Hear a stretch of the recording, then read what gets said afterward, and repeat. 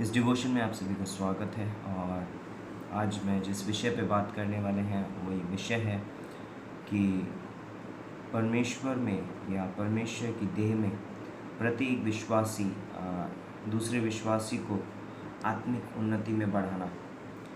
ये हमारे लिए बहुत इम्पॉर्टेंट है कि हम एक दूसरे को आत्मिक उन्नति में बढ़ाएं। अगर एक विश्वासी स्वयं आत्मिकता में नहीं बढ़ेगा तो वो दूसरे को नहीं बढ़ा पाएगा। तो सबसे पहले जो ज़रूरत है वो एक विश्वासी को खुद को परमेश्वर में आत्मिकता में बढ़ाने की आवश्यकता है। तो हम बाइबल से पढ़ेंगे इफिसियों की पत्री, उसका 4 अध्याय और उसकी 11वीं पंक्ति से।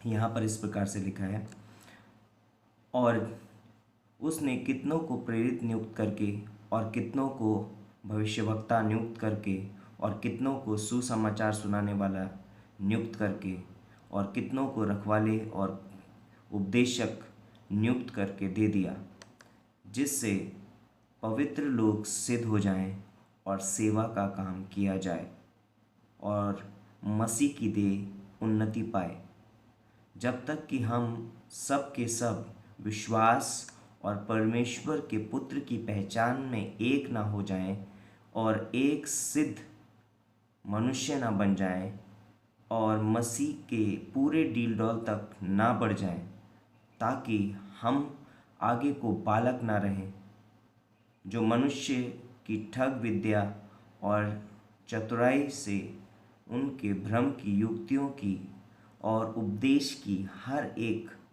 व्यार से उछले और इधर उधर घुमाए जाते हों, वरन प्रेम में सच्चाई से चलते हुए सब बातों में उस में जो सिर है अर्थात मसीह में बढ़ते जाएं, जिससे सारी देह हर एक जोड़ की सहायता से एक साथ मिलकर और एक साथ गठकर उस प्रभाव के अनुसार जो हर एक भाग के परिणाम से उसमें होता है, अपने आप को बढ़ाती है कि वह प्रेम में उन्नति करती जाए। परमेश्वर इस पढ़े सुने पे आशीष दे। तो हमने जैसे अभी वचन में पढ़ा कि एक विश्वासी को कितना महत्वपूर्ण है कि वो परमेश्वर के वचन में क्या हो, बढ़े, उन्नति पाए। और कैसे एक विश्वासी परमेश्वर के वचन में उन्नति पा सकता है? तो बोलते हैं कि आत्मिक उन्नति, यहाँ पर मैं कुछ पढ़ता हूँ। आत्मिक उन्नति का अर्थ बनाना या आगे बढ़ना है। बोलते भौतिक जीवन के संदर्भ में हम अगर बात करें तो आत्मिक उन्नति वो है उस प्रक्रिया और साधन को बताता है जिसके द्वारा एक विश्वासी दूसरे विश्वासी को मसीह में बढ़ाता और सिद्ध करता है। तो कितना इम्पोर्टेंट है कि एक विश्वासी दूसरे विश्वासी को बढ़ाए।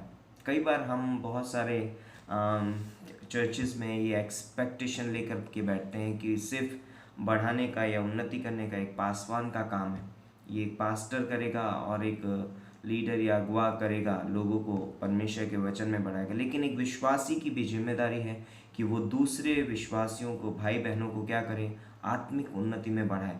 तो कई बार हम अपने जीवन में संतुष्ट नहीं होना है परमेश्वर के वचन को लेकर के। आत्मिकता में बढ़ने के लिए हमें अपने आप को संतुष्ट नहीं करना है, हमें परमेश्वर के वचन में इस रीति से बढ़ना है ताकि हम दूसरों को भी परमेश्वर के वचन में उसी रीति से बढ़ा सकें। तो एक विश्वासी किन किन चीज़ों में बढ़ना चाहिए? एक विश्वासी को विश्वास में बढ़ना बहुत ज़रूरी है। यदि मैं विश्वास में कमज़ोर हूँ तो मैं दूसरों को कभी भी प्रोत्साहन नहीं कर पाऊँगा। मैं कभी भी, यदि एक विश्वासी विश्वास में मजबूत नहीं है, वो कभी भी प्रार्थना नहीं कर पाएगा, क्योंकि जब मुझे विश्वास नहीं है तो मैं प्रार्थना कैसे करूँगा। एक विश्वासी कभी भी परमेश्वर को प्रसन्न नहीं कर पाएगा यदि वो विश्वास में मजबूत नहीं है, क्योंकि इब्रानियों का 11:6 बोलता है कि विश्वास बिना परमेश्वर को प्रसन्न करना अनहोना है। आप कितना भी एक्टिविटीज़ कर लें, आप कितना भी काम कर लें, आप कितना भी कर्म कर लें, लेकिन आप परमेश्वर को प्रसन्न नहीं कर सकते। हमें परमेश्वर को प्रसन्न करने के लिए उस पर विश्वास करना, और इसीलिए एक विश्वासी को विश्वास में बढ़ना बहुत ज़रूरी है। एक विश्वासी को मसीह के प्रेम में बढ़ना बहुत ज़रूरी है। यदि हम मसीह के प्रेम में बढ़ेंगे तो हम दूसरों को मसीह के प्रेम से प्रेम कर पाएंगे। यदि एक विश्वासी बोलता है कि प्रार्थना में बढ़ना बहुत ज़रूरी है, यदि मैं प्रार्थना में नहीं बढ़ूंगा तो मैं दूसरों के लिए प्रार्थना नहीं कर पाऊंगा, और यदि मैं दूसरों के लिए प्रार्थना नहीं कर पाऊंगा मैं उनकी उन्नति का कारण नहीं हूँ। तो मुझे दूसरों की उन्नति का कारण बनना है, मुझे उनके लिए प्रार्थना करना है, एक मध्यस्थता की प्रार्थना, ताकि लोग आगे बढ़ सकें, लोग उन्नति कर सकें। तो बोलते हैं एक विश्वासी को बोलते हैं कि अनुग्रह में बढ़ना बहुत ज़रूरी है। यदि मैं मेरे जीवन में मैं अनुग्रह में नहीं बढ़ूंगा, मैं दूसरों को अनुग्रह नहीं दे पाऊंगा। इसलिए हमें अनुग्रह में बढ़ना बहुत ज़रूरी है, इम्पॉर्टेंट है हमारे जीवन के लिए। तो अनुग्रह में बढ़ना, तो एक विश्वासी दूसरे विश्वासी को कैसे बढ़ा सकता है? पहली चीज़ सलाह देकर, है ना, परमेश्वर के वचन से सलाह देना, उसको बढ़ाना, है ना। पहला थिस्सलुनीकियों का 5:11 आप पढ़ सकते हैं, उसमें आपको मिलेगा आत्मिक उन्नति में वचन की शिक्षा देना। एक विश्वासी दूसरे विश्वासी को, जब भी हम मिलते हैं हम बहुत सारी बातें कर सकते हैं, अरे आज क्या बनाया खाने में, क्या है, बहुत सारी चीज़ें कर सकते हैं। लेकिन यदि हमें परमेश्वर के वचन से अगर हम बातें करेंगे तो दूसरा विश्वासी आत्मिक उन्नति को ग्रहण करेगा। हमें एक दूसरे से वचन से बातें करना है, वचन की शिक्षा देना है, प्रभु में उत्साहित करना बहुत ज़रूरी है। हमें एक दूसरे को उत्साहित करना है प्रभु में, दूसरे कामों के लिए नहीं, प्रभु में उत्साहित करना है, प्रभु के कार्य के लिए, प्रभु की सेवा के लिए, प्रभु के ऊपर विश्वास करने के लिए हमें क्या करना है? एक दूसरे को उत्साहित करना है।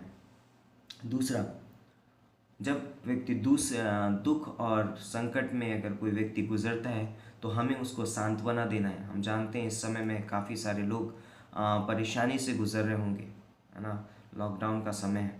तो कई बार हम एक दूसरे को फ़ोन करके या हम उनसे बात करके हम उनको एक प्रोत्साहन दे सकते हैं। हम कह सकते हैं आप कैसे हैं, और जब हम ऐसा करेंगे तो हम उनको प्रोत्साहित कर सकते हैं, हम आपके लिए प्रार्थना कर रहे हैं, हम आपकी चिंता करते हैं। ये बातें लोगों को प्रोत्साहन करती है, ये बहुत ज़रूरी है हमें उनको प्रोत्साहन करना।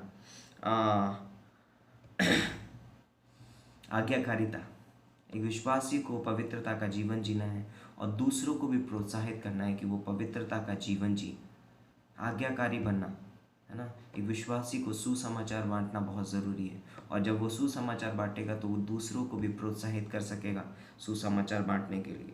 अगला पॉइंट है, बोलता है कि सही करना, चेतावनी देना। यदि आप अपने किसी भाई को कुछ गलत करते हुए देखते हैं तो उसे आप अकेले में लेकर के जाइए, आप उसको समझाइए, चेतावनी दीजिए कि ये ठीक नहीं है ना। उसका मजाक नहीं उड़ाना है, उसको पब्लिक में लोगों के सामने उसके ऊपर उंगली नहीं उठाना है, लेकिन एक परिपक्व विश्वासी का कार्य है कि वो अपने भाई को एक एकांत में लेकर के जाए और उसको परमेश्वर का वचन सिखाए और उसको बोले कि ये रॉन्ग है ना। उसको चेतावनी देना भी ज़रूरी है, सही करना। विश्वास और धैर्य में मजबूत करना उस विश्वासी को। और अगला पॉइंट जो है बोलता है कि सेविकाई के लिए तैयार करना। हम सिर्फ कलीसिया में सिर्फ एक मेंबर बन के नहीं रहना चाहते, हमें कलीसिया में एक शिष्य बनना है, ताकि आगे को मैं परमेश्वर के कार्य को आगे लेकर के जाऊँ।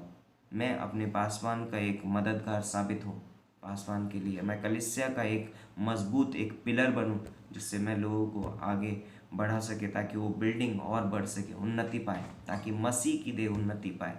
इसलिए मैं ही सिर्फ अपनी आत्मिक उन्नति नहीं करता, परंतु मैं दूसरों को भी प्रोत्साहित करता हूँ, है ना। रोमियो का 14वां अध्याय और उसकी 12वीं पंक्ति क्या बोलती है, 19वीं पंक्ति, इसलिए हम उन बातों का प्रयत्न करें जिनसे मेल मिलाप और एक दूसरे का सुधार हो।